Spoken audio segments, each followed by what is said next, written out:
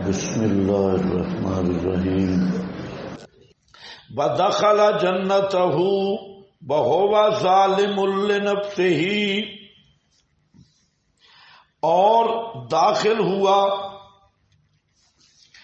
باغ میں.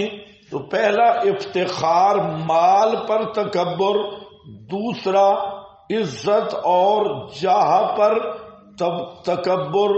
اور یہ تکبر اکثر مولویوں میں ہوتا ہے.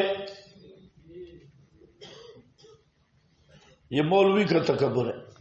میرے مقتدی مجھے سننے والے زیادہ ہیں اور فین زیادہ ہیں. فین، ہاں فین کہتے ہو کیا بولتے ہو؟ ہاں فین زیادہ ہیں، ریڈر زیادہ ہیں.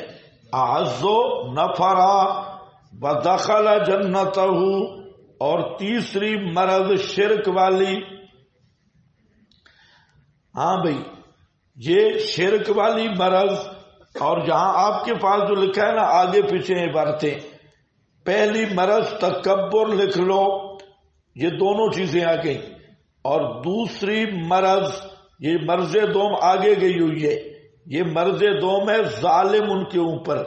اور مرض سوم جو لکھی ہے یہ ما اظنوں کے نیچے آنی ہے، یہ تیسری مرض ہے. تو پہلی مرض تکبر ہے اور دوسری مرض شرک ہے. تھا بھی مشرک، وہو ظالم لنفسہ، اور داخل ہوا اپنے باغ میں، وہو ظالم، اس حال میں کہ ظلم کرنے والا ہے اپنے نفس پر. یہ دوسری مرض ہے. اور وہ کیا ہے؟ ظالم لنفسہ. عام مفسرین فرماتے ہیں اس ظلم سے مراد بھی اکڑتا ہوا داخل ہوا. اور اس مال پر فخر کرتے ہوئے حضرت مولانا حسین علی رحمت اللہ علیہ فرماتے ہیں نہیں، یہ ظالم لنفسہ کا معنی شرکیہ بول بولتا ہوا، شرکیہ کلمات. اس کی آگے دلیل آ رہی ہے. شرکیہ کلمات کہتے ہوئے، جس طرح آپ مشرک کو دیکھیں جب کوئی اچھی باغ شاخ کی طرف جائے تو کیا کہتا ہے؟ سائیاں دا کرم ہے. بزرگوں کا کیا ہے؟ کرم ہے. بابے کا کرم ہے، علی دا کرم ہے، اور حسین کا کرم ہے. یہ ہوتا ہے ظالم لنفسہ. باغ میں داخل ہوا تو اپنی جان پہ ظلم کر رہا تھا. کیا مطلب ظلم کر رہا تھا؟ باغ کی نسبت، رونق اور پھلوں کی نسبت وہ غیر اللہ کی طرف کر رہا تھا. اور وہ یہ کہہ رہا تھا یہ فلانے بابے دا کرم اور فلانے بزرگ کی مہربانی ہے. یہ کفریہ اور شرکیہ جملے بول رہا تھا. کفریہ اور شرکیہ جملے بول رہا تھا. آپ کو اس کا اندازہ ہوگا ماحول میں جا کے. جب مشرک کسی اپنی مال اور جاہ کی طرف جاتی ہیں تو یہی کہتی ہیں اے سائیاں دا کرم ہے، بغداد علیہ تیرا کرم، گولڑے والا تیرا کرم، سیال علیہ تیرا کرم، فلاں کا کرم، فلاں کا کرم. اور ان سے پوچھو تو کئی مشرکوں سے ہم نے خود سنا کہ وہ اپنی فصلوں اور کھیتوں میں گئے تو فوراً کہتے ہیں بغداد کی طرف منہ کر کے ہے بابا تیرے کرم. وہ ظالم لنفسہ، اور وہ ظلم کرنے والا ہے اپنی جان کے لیے. قال، اور تیسری مرض انکار قیامت. شرک کے بعد تیسری بڑی مرض انکار قیامت، قیامت کا بھی انکار. اور یہی ہے دنیا کے نشہ کا نتیجہ. جب آدمی دنیا کی مستی میں، نشہ میں مستغرق ہو جاتا ہے تو قیامت سے بے فکر ہو جاتا ہے.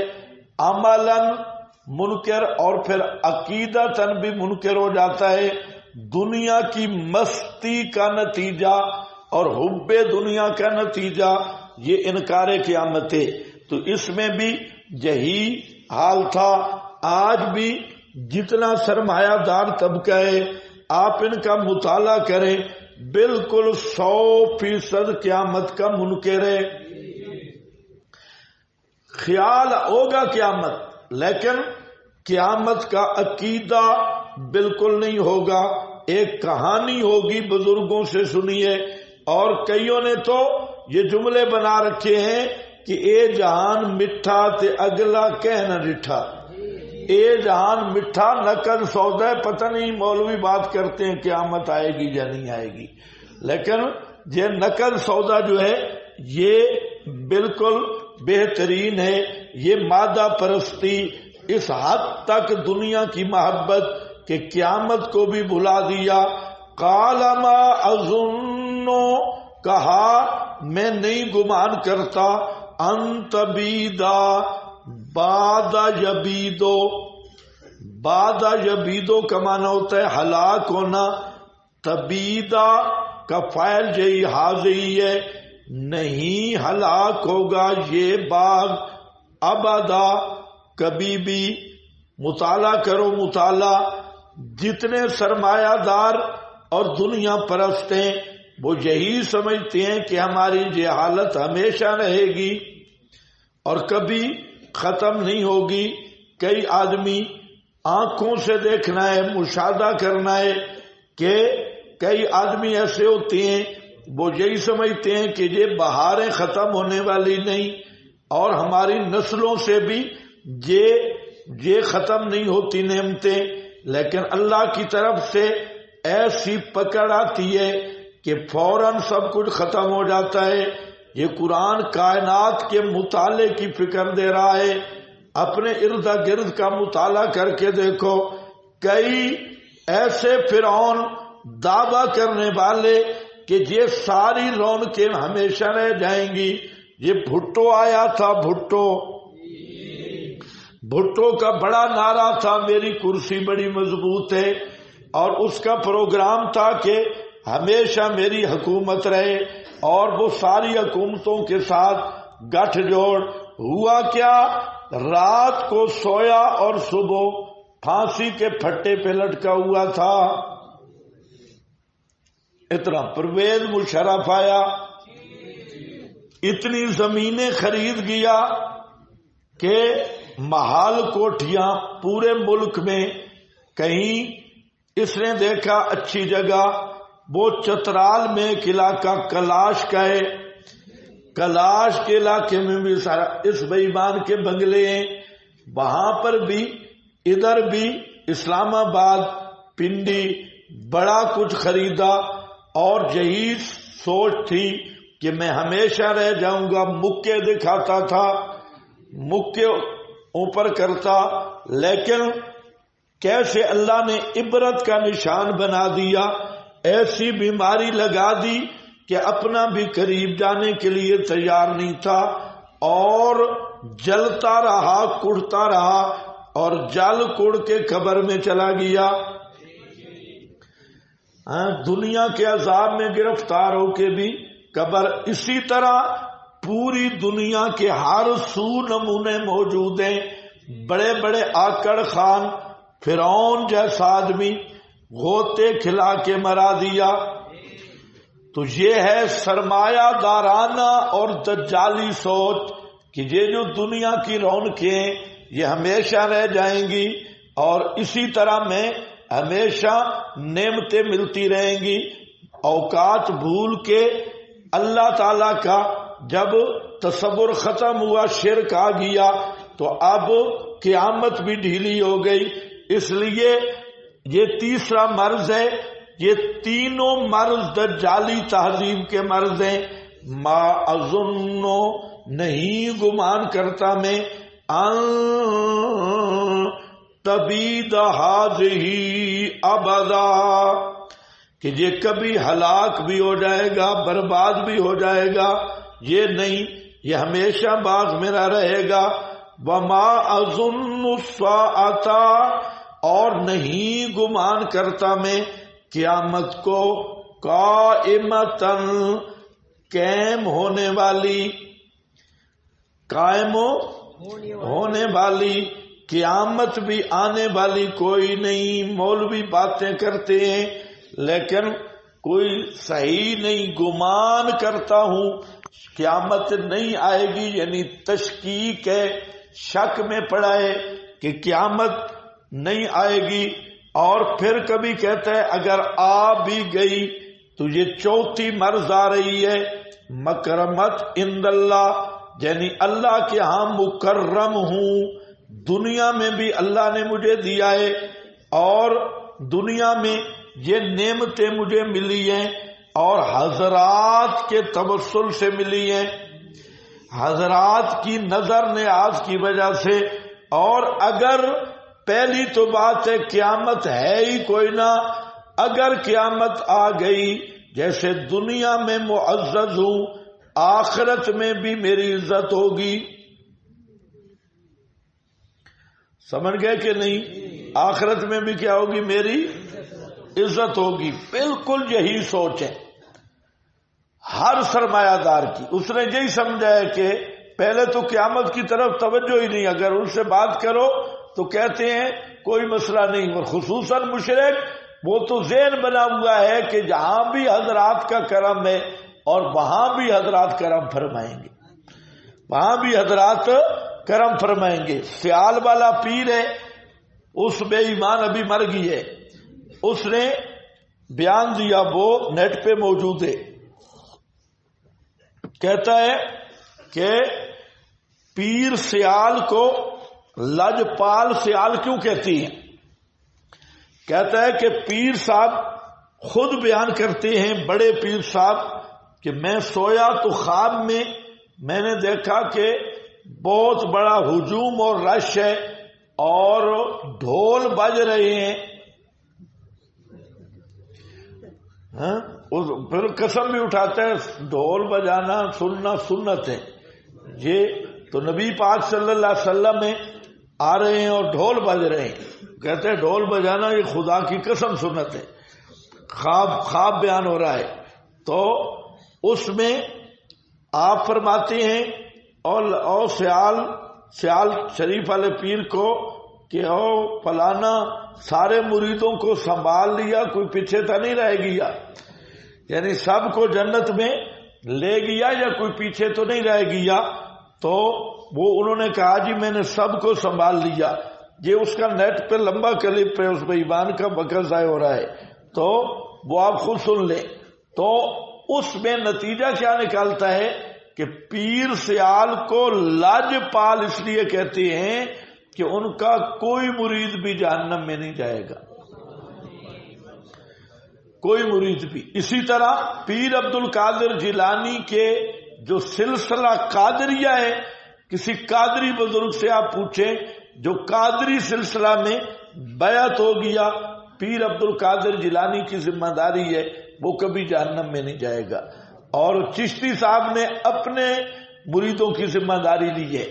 تو مشرک یہی ہوتا ہے، دنیا میں بھی حضرات کا کرم ہے اور آخرت میں بھی حضرات کا کرم، اور جو ویسے کافر سرمایہ دار ہے اس کا بھی ذہن یہی ہوتا ہے کہ دنیا میں جیسے مجھے عزت ملی ہے، اگر قیامت قائم ہو گئی تو آخرت میں بھی مجھے اسی طرح نوازا جائے گا۔ یہ ہے چوتھی مرض۔ یہ چوتھی مرض بھی پوری تشخیص ہے دجالی تعظیم کی۔ وَلَئِن رُدِدتُّ إِلَىٰ رَبِّي، ربی کہہ رہا ہے، ملحد نہیں ہے۔ یہ کون ہے؟ مشرک ہے۔ کون ہے؟ مشرک ہے۔ مشرک ربی ربی کرتا رہتا ہے، تو یہ مشرک ہے۔ آگے اس کی دلیل آ رہی ہے، وَلَئِن رُدِدتُّ إِلَىٰ رَبِّي، اگر میں لوٹایا گیا اپنے رب کی طرف، لَأَجِدَنَّ خَيْرًا مِّنْهَا، البتہ ضرور بے ضرور بہتر پاؤں گا اس سے منقلبا جگہ پلٹنے کی، وہاں اس سے بھی بہتر چیز مجھے ملے گی۔ اب اس کی گفتگو ختم ہوئی ہے۔ لکھا ہے جو حضرات مجھے جہاں رزق دے رہے ہیں وہاں بھی میرا انتظام کر لیں گے۔ ہے نسبت مضبوط ہونی چاہیے، بندہ جتنا بے ایمان بھی ہو، پیر کامل ہونا چاہیے۔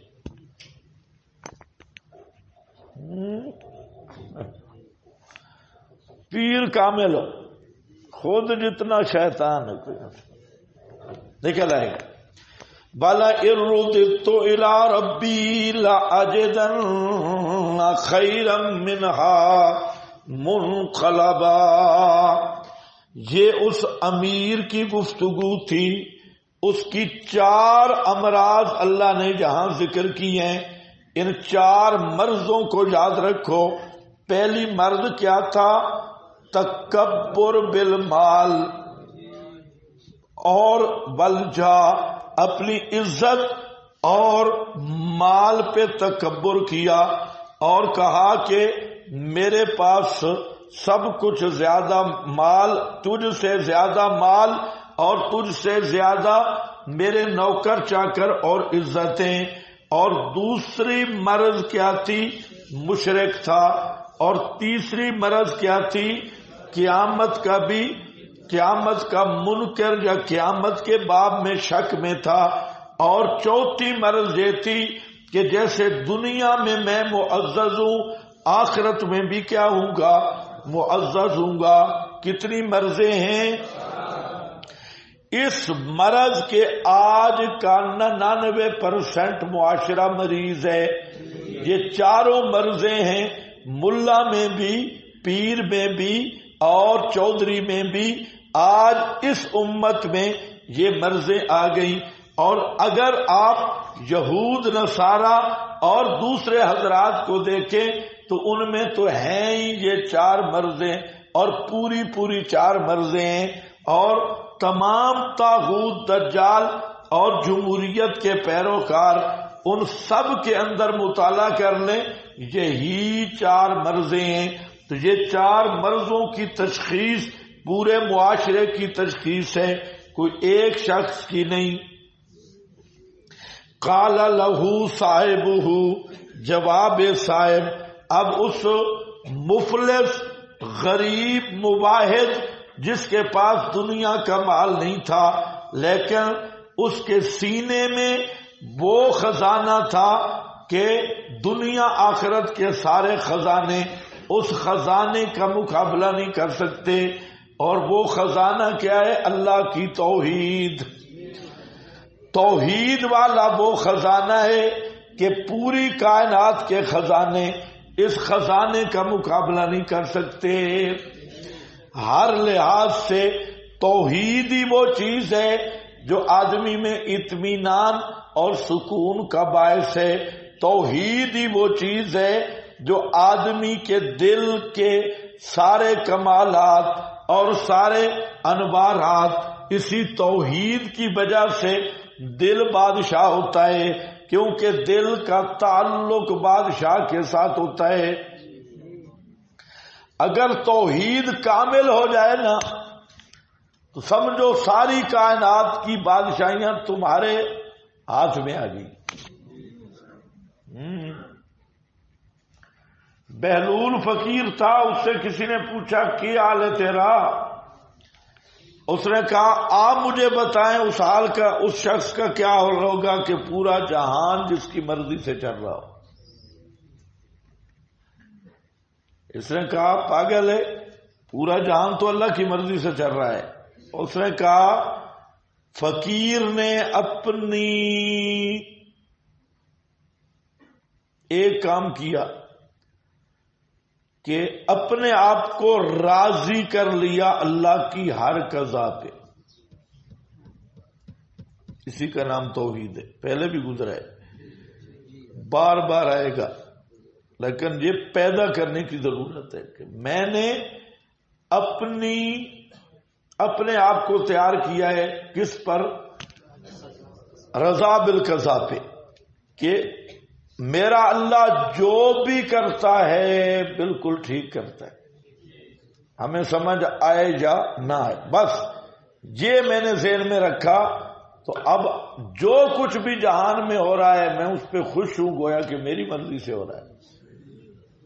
پریشان تو تب آدمی ہوتا ہے نا کہ سمجھے جو ادھر سے ہوا ہے، جو سب کچھ کرنے والا کون ہے؟ اللہ ہے، اور اللہ حکیم ہے، اللہ کا ہر فیصلہ بالکل صحیح ہے۔ جب ہر فیصلہ صحیح ہے تو پھر پریشان ہونے کا کیا مطلب ہے؟ تو یہ رضا بالقضاء ہے۔ قال لہ، اور یہی توحید کی حقیقت ہے۔ توحید کو بھی سمجھو، توحید صرف اس چیز کا نام نہیں کہ قبر کی پوجا سے بچ گئے یا بت کی پوجا سے بچ گئے۔ توحید یہ ہے کہ اللہ کی محبت سے دل معبور ہو جائے، اور یہ اعتقادی توحید ہے، غیر اللہ کی عبادت سے بچنا یہ نجات کے لیے۔ اور توحید حالی، اگر توحید والے پھل سے مزید منافع اٹھانے ہیں اور درجات حاصل کرنے ہیں تو پھر توحید حالی کی ضرورت ہے۔ اور توحید حالی یہ وہ ہے وجد حلاوت الایمان والی توحید۔ تو اس سے بہت سارے ہمارے حضرات کو بھی دھوکہ لگ جاتا ہے کہ صرف توحید قالی اور اعتقادی پہ گزارا کرتے ہیں، حالانکہ مزے توحید حالی میں ہیں۔ جب یہ توحید دل میں اتر جائے پھر جو لذت اور مزہ چلنے کا، پھرنے کا، اٹھنے کا، بیٹھنے کا اور گفتگو کا، دعوت کا۔ آج دعوت اسی لیے غیر مؤثر ہے کہ خطیب کا مشن ہی کوئی نہیں ہے۔ کیا مشن ہے خطیب کا؟ آج کے دائی کا کیا مشن ہے؟ آپ ذرا دیکھیں کتنے جلسے ہوتے ہیں، اس کے اندر ہوتا کیا ہے؟ کوئی ایک آدمی کو بھی ہدایت کبھی ملی ہے؟ اپنوں کو بھی نہیں۔ وہ وجہ کہ خطیب کا اپنے ہی مشن کوئی نہیں، اس کا مشن ہے گھنٹہ پورا کر کے 25,000 روپیہ لینا ہے۔ 25 بھی نہیں، 30-50، جو زیادہ گویہ ہے وہ زیادہ پیسے لیتا ہے۔ اور اس کا مشن یہ ہے کہ دین سپلائی کرنے جا رہا ہے، ایک تاریخ پنڈی، ایک ٹیکسلا، ایک ہری پور، ایک پشاور، ایک سوابی، یہ پورا روٹ پہ چل رہا ہے۔ گھنٹہ 25، گھنٹہ 30، گھنٹہ 35، گھنٹہ 40، واپس آئے گا، سارے پیسے بیگ بھر کے گھر آ گیا ہے، دین پہنچ گیا ہے۔ تو جب خطیب کا ہی مشن نہیں تو لوگ کیا سمجھیں گے؟ تو پہلے تو مشن ہونا کہ مشن ہے کیا، اور یہ مشن تب ہوتا ہے جب آدمی کے دل میں توحید کی آگ لگی ہو اور صحیح تڑپ ہو، اور وہ کوئی چیز بتلانا، لوگوں کو سمجھانا چاہتا ہو، تو پھر تو مشن ہے۔ اور صرف چکر لگانا آج ہر چیز رسمی ہے۔ اس لیے میں کہتا ہوں کہ آپ لوگ ہیں، آپ لوگ اس کو جدت دے سکتے ہیں۔ اب ایک دفعہ پھر اشاعت التوحید کی تاسیس نو کی ضرورت ہے اور تجدید کی ضرورت ہے۔ ہمارے اکابر نے جس ولولہ اور جس قربانی کے ساتھ توحید کی خدمت کی، آج وہ رنگ نہیں ہے، اس رنگ کو ابھارنے کی ضرورت ہے، اور وہ آپ لوگ ابھار سکتے ہیں جو نوجوان اور مجاہد لوگ ہیں کہ اللہ کی توحید کو لے کے اسی طرح بستی بستی، کریا کریا، کسی کی پرواہ کیے بغیر، اور وہ بزرگ سو رہا ہے۔ تم میں بھی بیمار ہیں؟ ہاں بھائی، تو اس مشن کی ضرورت ہے کہ اس توحید کی مشن اور دعوت کی تجدید کی ضرورت ہے کہ دعوت کو اس جذبے کے تحت جس طرح ہمارے اکابر نے دعوت پیش کی، کیونکہ جب سے یہ صاحبزاد گان آئے ہیں انہوں نے پورے مشن کو برباد کر دیا ہے۔ اور صاحبزاد گان نے، ہمیں تو اپنے پنجاب کا پتہ ہے، آپ تو بخشے ہوئے لوگ ہیں، تو وہاں پر صاحبزادوں کے آنے سے پورا مشن برباد ہو گیا اور مسئلہ توحید ختم ہو گیا۔ تو اب اس چیز کی ضرورت ہے کہ اس کو اسی جذبے پہ کیا جائے۔ اب ذرا دیکھ اس آدمی پنجابی مانا ہے اس آدمی دے ذرا ہاں دی بھاو ایک جواب دے رہا ہے اندر کی ذرا اس کی دیکھو کہ کیا اس کا مشن اور کیسے آگ لگی ہوئی ہے.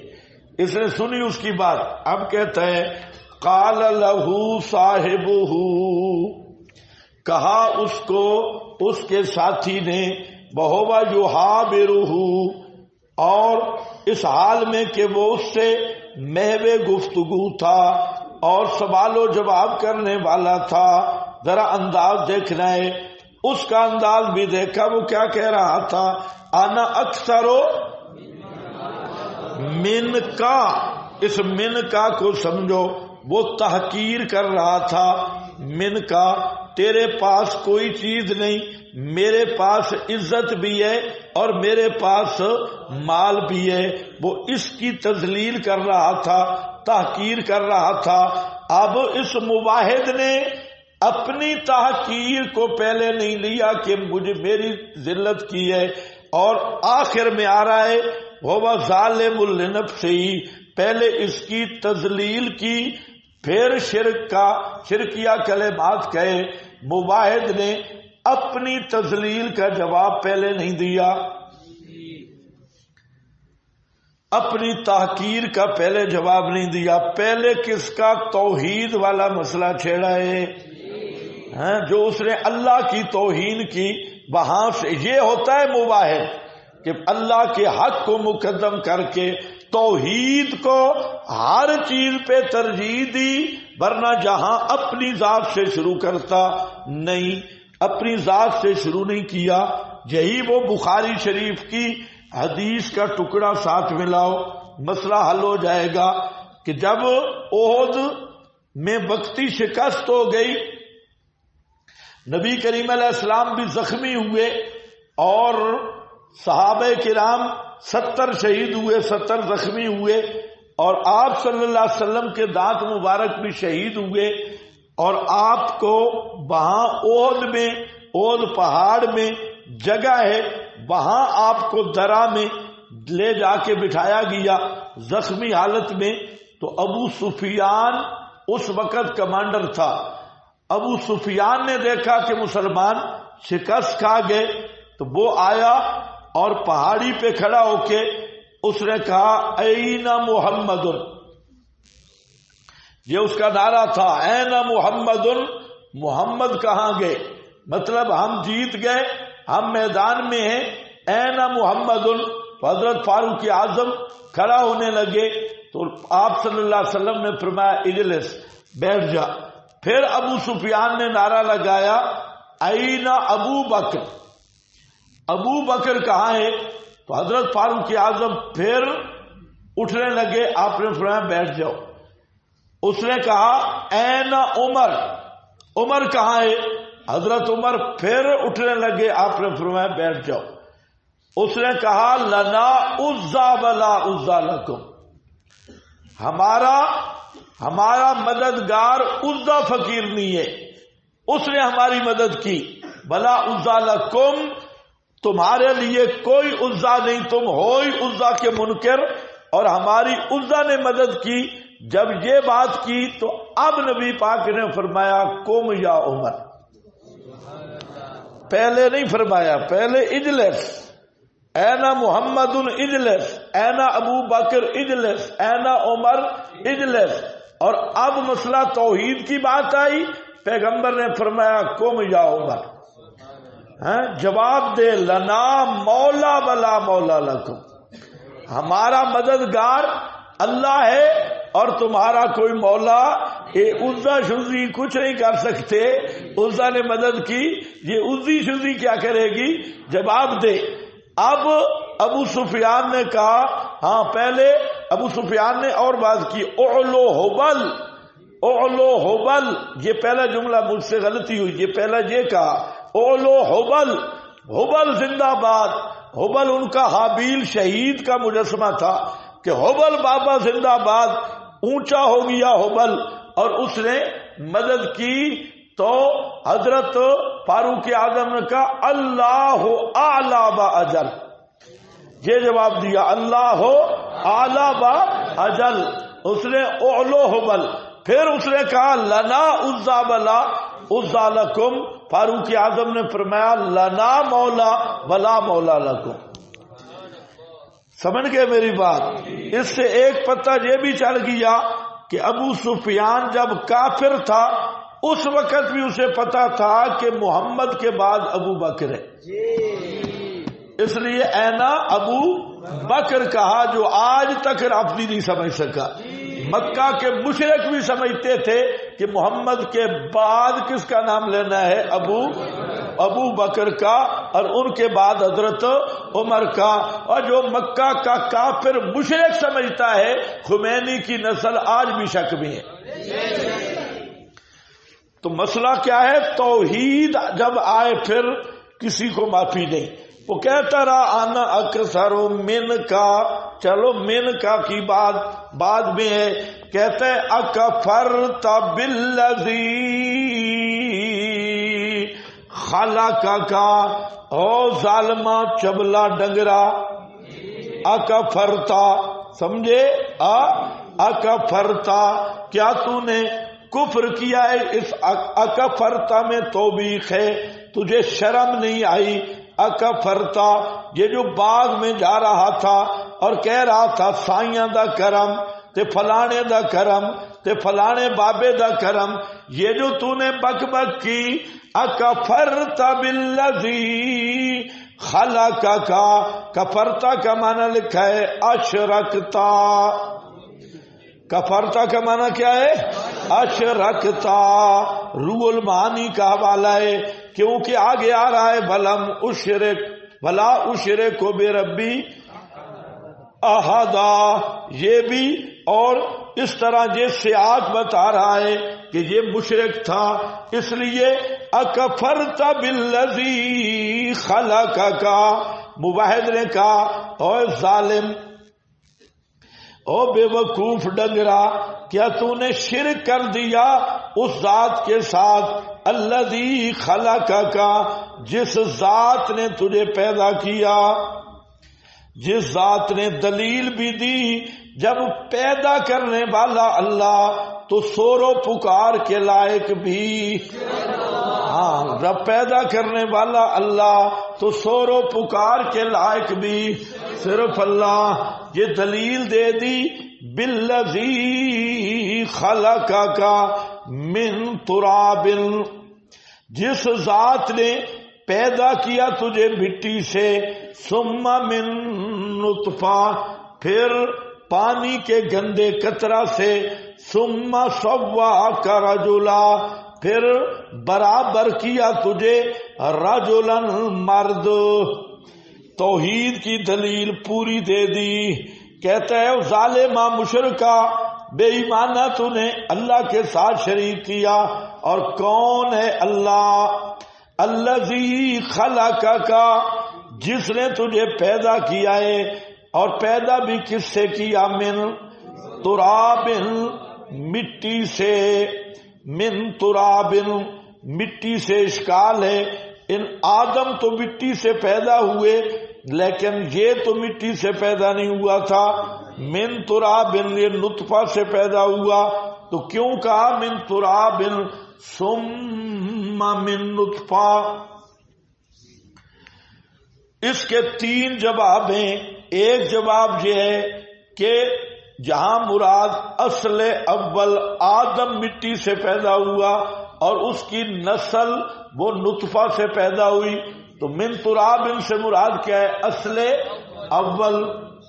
دوسرا جواب یہ ہے کہ مٹی، آپ بھی مٹی سے پیدا ہوئے ہیں.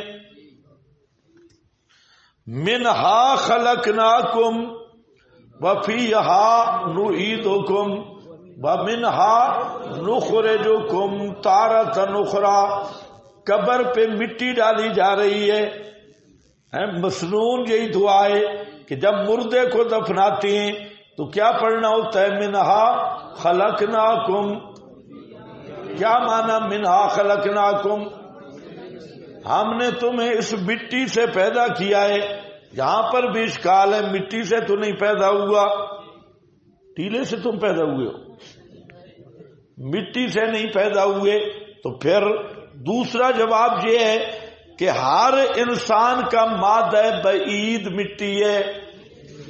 مادہ بعید کیا مانا؟ مادہ بعید سمجھنے میں بھی غلطی لگی ہے. مادہ بعید کیا ہے؟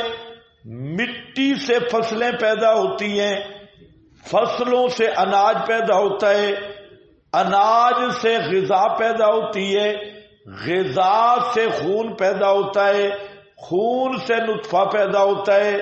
تو اصل مادہ کیا تھا؟ مٹی. مٹی سے فصلیں، فصلوں سے خوراک تک لے آؤ، اور خوراک غذا سے پھر خون، اور خون کا خلاصہ پھر نطفہ ہے، اس سے آدمی بنتا ہے. تو ہر انسان کی مٹی سے بھی پیدا ہوا ہے. اور تیسرا یہ کہ حدیث میں آتا ہے جب نطفہ ٹھہرنے لگتا ہے اللہ فرشتوں کو حکم دیتے ہیں کہ اس کے دفن کی جگہ والی مٹی اٹھا. اور وہ جو نطفہ ہے ماں کے رحم میں، اس کو اس مٹی سے گوندھ دیا جاتا ہے. تو ہر انسان کا خمیر وہ اسی مٹی سے تیار ہوتا ہے. ماں کے رحم میں پہنچا، وہاں پہ وہ کیا کہتے ہیں، خمیر جہاں کی خاک تھی، جہاں کی خاک تھی وہاں خمیر جا پہنچا.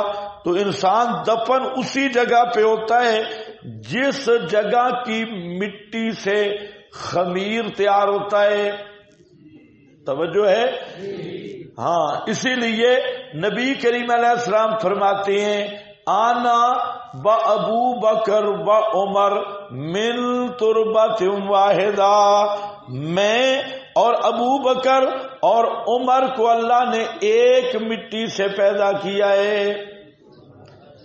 کیا کیا ہے؟ ایک مٹی سے پیدا کیا.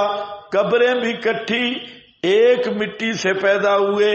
اور اس سے یہ حدیث جو ہے احمد رضا نے بھی لکھی ہے فتاوی افریقہ میں، اس کا فتاوی افریقہ ہے، اس میں یہ یاد رکھ لو، یہ آ گئی میرے ذہن پہ کہ میں اور ابو بکر عمر ایک مٹی سے پیدا ہوئے. نور سے پیدا ہوئے یا مٹی سے؟ من تربہ، میری تخلیق بھی مٹی سے ہے. اور دوسری لوگ سوال کرتے ہیں کہ 7 دفن ہونے میں کون سی فضیلت ہے؟ ابو بکر عمر کا 7 دفن ہونے میں کیا فضیلت ہے؟ تو اس سے بڑی فضیلت کیا ہو سکتی ہے کہ پیغمبر کریم ابو بکر اور عمر کا خمیر ایک ہی مٹی سے اٹھایا گیا. پتہ نہیں تمہیں سمجھ بھی آئی ہے کہ نہیں؟ ایک ہی مٹی سے اٹھایا گیا، ایک ہی مٹی سے اٹھایا گیا. دلی میں جب روافض کا زور تھا ہندوستان میں، تو بعض بادشاہوں کی بیویاں ایرانن شیعہ تھی، تو شیعہ ذاکرین مجتہدین بڑا چیلنج ہوتے تھے. یہ شاہ عبد العزیز محدث دہلوی کی پوری زندگی شیعہ کے ساتھ لڑتے گزری ہے، اور شاہ عبد العزیز نے بڑا مقابلہ کیا اہل تشیع سے. یہ تحفہ اثنا عشری وغیرہ، اور قاضی ثناء اللہ پانی پتی یہ شاہ عبد العزیز کے ہم جماعت ہیں، ہم سبق ہیں. شاہ عبد العزیز اور قاضی ثناء اللہ پانی پتی تفسیر مظہری والے، یہ دونوں شاہ ولی اللہ سے اکٹھے پڑے ہیں اور ہم جماعت ہیں. تو ان دونوں کی بڑی خدمات ہیں روافض کے خلاف، شیعوں کے خلاف. تو وہاں ایرانیوں نے ایک مبلغ بھیجا مناظر کہ وہ دلی آئے گا اور مناظرہ ہوگا. تو خیر وہ مختلف جگہ سے پھرتا رہا، جائزہ لے رہا تھا کہ آگے ایک فقیر کے پاس پہنچا. اس نے پوچھا فقیر نے کہ کیا کام کرتا ہے؟ اس نے کہا آل بیت کی نوکری کرتا ہوں. نوکر آل بیت. کیا کرتا ہے؟ ان کا چوکیدار. تو اس نے کہا مناظرے کے لیے میں جا رہا ہوں، بہرحال لمبا واقعہ ہے. تو اس درویش نے کہا کہ آپ مناظر ہیں اور مناظرے کریں گے تو اس نے کہا آپ مجھ سے مناظرہ کریں. اس کا مقصد تھا کہ تھوڑا روب شوب جم جائے. آپ مناظرہ کریں. درویش کو کہا. اس نے کہا مناظرہ کیا کریں, مجھے یہ بتائیں کہ ایک آل بیت کی بڑی شان ہے کہ حضرت حسین جہاں دفن ہے تو اس کے 40 میل یا اتنے میل جتنے لوگ ہیں وہ ان کو آگ یا عذاب نہیں ہو سکتا, وہ سارے جنتی ہیں, یہ بات صحیح ہے؟ اس نے کہا بالکل صحیح ہے. اچھا, نواسے کی شان یہ ہے کہ جس جگہ دفن ہے اس کے اتنے میل دور تک عذاب نہیں ہو سکتا, اور نانے کی شان اتنی بھی نہیں کہ ساتھ والے بھی عذاب میں مبتلا ہے. تو وہ جو شیعہ مبلغ تھا وہ وہاں سے واپس ہو گیا. اس نے کہا یہ تو درویشوں کا یہ حال ہے, بالکل لاجواب ہوا. ایک طرف حضرت حسین کی فضیلت کہ جہاں حضرت کی قبر ہے اتنے 100 میل سارے مردے مغفور ہیں, اور نواسے کی شان یہ ہے, اور نانے کی اتنی بھی نہیں جو ساتھ پڑے ہیں وہ بھی مغفور ہو.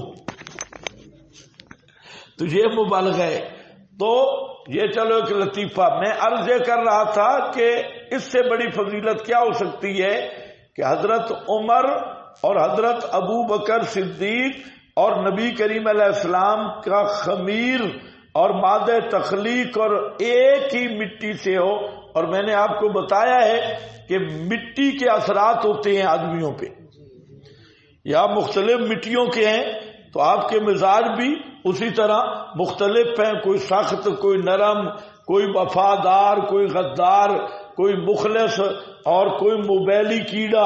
اور یہ سارے یہ جو موبائل چلانے والے ہیں میرا خیال ہے سبق کے دوران یہ کسی گٹر کی مٹی سے بنے ہیں, تو گٹر کے کیڑے. تو یہ لگتا یہی ہے کہ یہ کسی گٹر کے کنارے سے پیداوار ہوئی ہے, تو مٹی کا تو فرق ہے. تو بہرحال یہ ایک ہی مٹی سے. اس میں آپ کو صرف ایک عنوان دے رہا ہوں, اس کے تحقیق کا وقت نہیں ہے, کہ شیعہ کے ہاں عقیدہ تینتیں. شیعہ کا ایک عقیدہ تینت لکھ لو, عقیدہ تینت توئے کے ساتھ تین, عقیدہ تینت. یہ شیعہ مذہب میں ایک بنیادی عقیدہ ہے تینت کا. اور وہ تینت کیا ہے؟ شیعہ کہتے ہیں کہ 12 امام اور جو ان کے مخلص شیعہ ہیں یہ جنت کی مٹی سے پیدا ہوئے, یہ پاک مٹی سے پیدا ہوئے ہیں. سمجھو بات. تو یہ جنت کی پاکیزہ مٹی اور تینت سے ان کے خمیر کو اٹھایا گیا ایک. پھر کہتے ہیں جو پاک مٹی ہے اور تینت ہے تو وہ پلیتی کو قبول نہیں کرتی, لہذا جو خالص شیعہ ہے وہ جتنا بڑا حرامی بھی ہو وہ پلیت نہیں ہوتا, اس لیے کہ اس کی جو تینت ہے وہ پاک ہے. اور جو پاک تینت ہے یہ جب پلیت نہیں ہوتی تو یہ جہنم میں نہیں جائے گی. اور جو سنی ہیں ان کی تینت پلیت ہے, اور جتنے باقی فرقے ہیں تو ان کی مٹی, ان کا خمیر ہی پلیت ہے. تو حضرت جعفر صادق سے مرید نے پوچھا کہ یہ ہم دیکھتے ہیں ہمارے شیعہ بڑے حرامی ہوتے ہیں اور سنی بڑے نیک ہوتے ہیں, اس کی کیا؟ اس نے کہا تجھے پتہ نہیں ہے تینت کا اصل یہ جو شیعہ گناہ کرتے ہیں قیامت کے دن یہ سارے سنیوں کے کھاتے میں ڈالے جائیں گے, اور شیعہ کی تو مٹی پاک ہے وہ تو پلیتی قبول کرتی نہیں. تو اس تینت والے عقیدے پر ان کا یہ نظریہ ہے کہ شیعہ جتنا بڑا حرامی شیعہ ہوگا اتنا بڑا ولی اللہ ہوگا اور اتنا بڑا نیک ہوگا, اس لیے وہ ماں بہن بیٹی تک سے متا کرتے ہیں. اور جتنا بڑا ظالم, اور نظریہ یہ ہوتا ہے کہ ہمارے جو گناہ ہیں یہ کس کے کھاتے میں پڑیں گے؟ سنیوں کے کھاتے میں, کیونکہ ہماری تو مٹی پاک ہے, ہم ادھر بھی پاک ہیں ادھر بھی پاک ہیں. تو یہ ایک مستقل بات ہے ان کی تینت کی, اور یہ ان کی سب کتابوں میں بنیادی مسئلہ ہے اور نظریہ ہے. اچھا جی, بات بہت لمبی ہو گئی, واپس آ جاؤ. من تراب مٹی سے مادہ بعید، اور تیسرا معنی بھی میں نے بیان کر دیا، جائے دفن کی مٹی، من تراب ثم من نطفہ، پھر نطفہ سے، نطفہ کا معنی اصل ہوتا ہے ایک بار ٹپکانا، ایک بار ٹپکانا، یہ وحدت والا معنی ہے، ایک بار پانی ٹپکانا، یہ نطفے کا لغوی معنی۔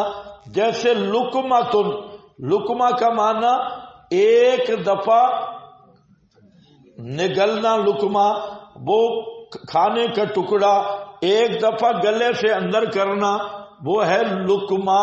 اسی طرح شربۃ کا معنی ایک گھونٹ پانی کا اندر کرنا، شربۃ، لقمۃ، نطفہ، تو نطفہ کا معنی بھی ایک مرتبہ پانی کا ٹپکانا ہے، لیکن نطفہ کا معنی منی نہیں ہے، یاد رکھو۔ جس طرح منی خون کا خلاصہ ہے، اسی طرح نطفہ منی کا خلاصہ ہے، وہ خاص جرثوم اور سپریم جس سے جو مادہ تخلیق کا سبب بنتے ہیں۔ تو نطفہ مادہ کریم، ثم سواک، پھر ٹھیک ٹھاک کر دیا تجھے، برابر کر دیا۔ اب پورے وجود کا مطالعہ کرتے رہو۔ سواک رجلا، بالکل برابر شرابر، ناک جہاں رکھنا تھا وہاں رکھا ہے، اگر تھوڑا سا یا ادھر ہو جاتا، ہر چیز کو ایسے فٹ کر کے اپنی قدرت کے کمپیوٹر لگا کے رکھا ہے، اور ایسا جوڑ رکھا، ایک ایک چیز دیکھتے جاؤ اس کی کاریگری، اور یہی توحید کی دلیل ہے۔ ناخنوں کو کہاں رکھا، ہاتھوں کو، انگلیوں کو کہاں رکھا، اور اللہ کی شان جو پہلی فٹیں گے، اگر کسی کا کوئی ہڈی ٹوٹ گئی، ساری دنیا کے ڈاکٹر مل جائیں، اس کو پہلے کی طرح سیٹ نہیں کر سکتے، تیرا سارا سائنس فیل ہو گیا ہے۔ ثم سواک رجلا، پھر ہٹا کٹا برابر بنایا تجھے مرد، لیکن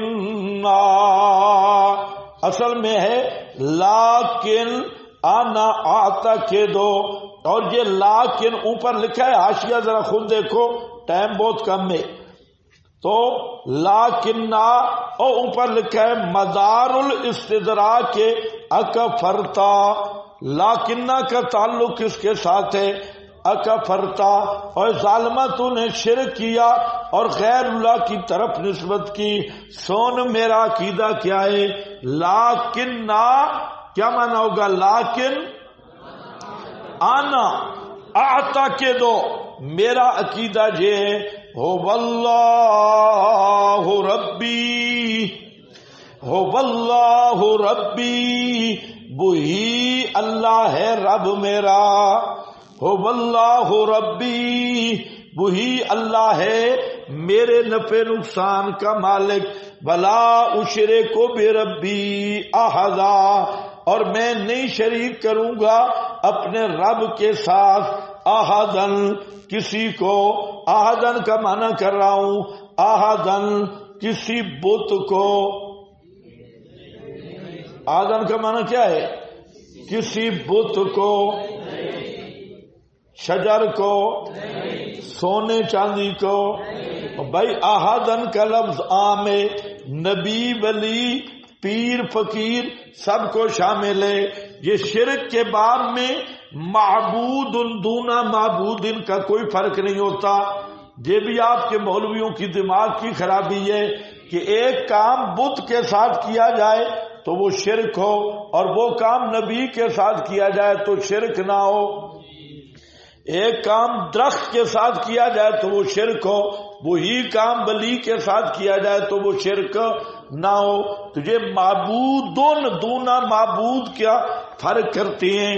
یہاں پر کیا لفظ آیا؟ احدن، احدن مادہ تن عام ہے، اور پھر نکرہ سیاق نفی میں ہے، مطلب یہ ہے کسی کو بھی نبی ولی کوئی بھی ہو میں نہیں شریک ٹھہراؤں گا